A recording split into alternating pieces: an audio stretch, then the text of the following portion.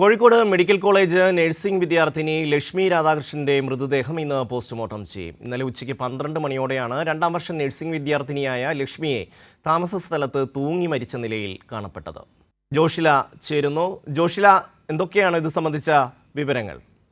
ഷമി, അല്പസമയത്തിനകം Kozhikode medical college ആശുപത്രിക്കടുത്ത് ഒരു ബക്കർ വില്ലയിൽ താമസിച്ചു വരുന്ന നഴ്സിംഗ് വിദ്യാർത്ഥിനിയായ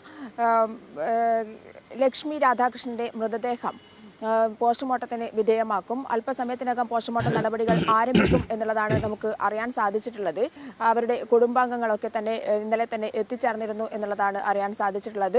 ഇന്നലെ 12 മണിയോടുകൂടിയാണ് ബക്കർ വില്ലയിൽ, ഇവർ താമസിച്ചിരുന്ന ബക്കർ വില്ലയിൽ തൂങ്ങി മരിച്ച നിലയിൽ, ഷാളിൽ കെട്ടി തൂങ്ങി മരിച്ച നിലയിൽ ലക്ഷ്മിയെ കാണാൻ സാധിച്ചിരുന്നത്. വിദ്യാർത്ഥികൾ കോളേജിലേക്ക് പഠനത്തിനായി പോകുന്ന സമയത്ത് ഇവരോട് വരുന്നില്ലേ എന്ന് ചോദിച്ചപ്പോൾ അസുഖമാണെന്ന് പറഞ്ഞു നിൽക്കുകയായിരുന്നു. പിന്നീട് 12 മണിയായിട്ടും കാണാതിരുന്നപ്പോഴാണ് കുട്ടികൾ ഈ കാര്യം അന്വേഷിച്ചത്. അപ്പോഴാണ് ലക്ഷ്മിയെ തൂങ്ങി മരിച്ച നിലയിൽ കാണപ്പെട്ടത്.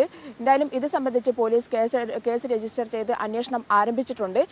മറ്റ് ദുരൂഹതകളൊന്നും പ്രാഥമികമായ രീതിയിൽ കാണാൻ സാധിച്ചിട്ടില്ല എന്നുള്ളതാണ് അറിയാവുന്ന വിവരങ്ങൾ.